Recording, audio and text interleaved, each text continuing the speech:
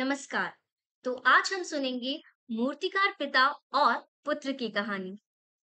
एक बहुत ही प्रसिद्ध मूर्तिकार था। बहुत ही सुंदर मूर्ति बनाता था। वो चाहता था कि उसका बेटा भी उससे बढ़िया मूर्तिकार बने। और यही हुआ। जैसे कि उसने सोचा, वो भी मूर्तिकार बन चुका था। वक्त के साथ साथ वह अपने पिताजी से पूछता था कि उसने मूर्ति कैसी बनाई, और उसके पिता हर बारी इसकी मूर्ति में कोई ना कोई खामी निकाल देते थे।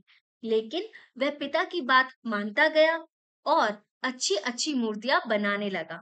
एक समय ऐसा आ गया कि अब पुत्र की मूर्तियां पिता की मूर्तियों से ज्यादा सुंदर और अच्छी लगने लगी।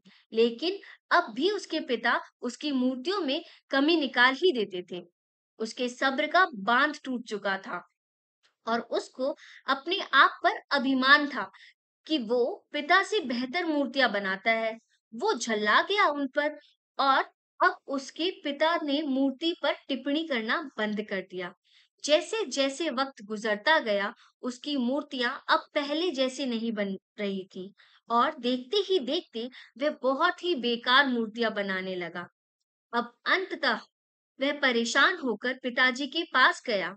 पिताजी समझ गए थे कि ये वक्त जरूर आएगा और वो बोला कि मैं अब पहले से अच्छी मूर्तियां क्यों नहीं बना पा रहा हूँ। उन्होंने उत्तर दिया, क्योंकि तुम अपने काम से संतुष्ट होने लगे हो, इसलिए वो समझा नहीं। पिता ने कहा, जब तुम्हें लगता है कि तुम बहुत अच्छी मूर्ति बनाते हो और इससे अच्छी ही बना सकते हो, आगे बढ़ने की संभावना काफी कम है। हमेशा वही इंसान सफलता को आगे ले जा पाता है जो यह सोचता है कि कैसे मैं और भी ज्यादा अच्छा कर सकता हूँ। तो वो बोला कि आपको पता था कि ऐसा टाइम आएगा, तो फिर आपने मुझे ये बात पहले क्यों नहीं बताई? उन्होंने जवाब दिया कि मेरे साथ भी ऐसा ही हुआ था। मैं भी नहीं समझा जब तुम्हारे दादाजी ने मुझे समझाने का प्रयास किया। कुछ बातें प्रयोग से ही समझ आती है। यही जीवन की सच्चाई है। और फिर वो अपने पिता द्वारा दी हुई सीख अपनाते हुए अच्छी से अच्छी मूर्तियां बनाने लगा। धन्यवाद।